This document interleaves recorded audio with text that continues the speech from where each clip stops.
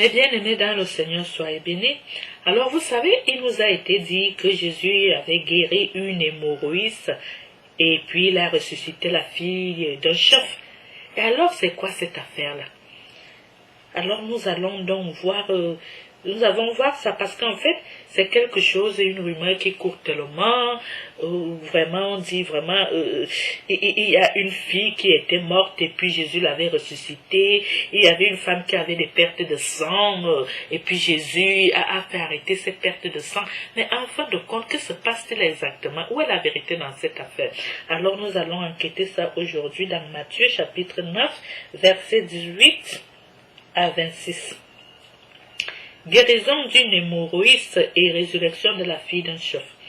Tandis qu'il leur parlait, voici qu'un chef s'approche, et il se prosternait devant lui en disant, ma fille est morte à l'instant, mais viens lui imposer ta main et elle vivra. Et se levant, Jésus le suivait ainsi que ses disciples.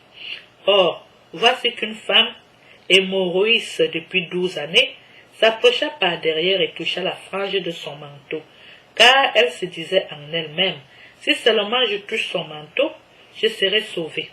Jésus se retournant la vit et lui dit, aie confiance ma fille, ta foi t'a sauvée. Et de ce moment, la femme fut sauvée. Arrivé à la maison du chef et voyant les joueurs de flûte et la foule en tumulte, Jésus dit, retirez-vous, car elle n'est pas morte. La fillette, mais elle dort. Et il se moquait de Jésus. Mais, quand on eut mis la foule dehors, Jésus entra, prit la main de la fillette et celle-ci se dressa. Le bruit s'en répandit dans toute cette contrée.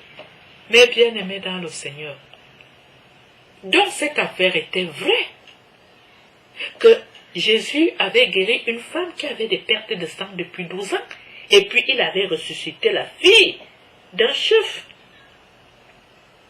Ça alors, donc cette affaire était vraie. Alors ne considérons plus ça comme des rumeurs, comme du blablabla. C'est la toute vérité. Aujourd'hui, nous sommes allés à la source tous ensemble et vous voyez qu'on a découvert la vérité. Donc cette affaire était vraie.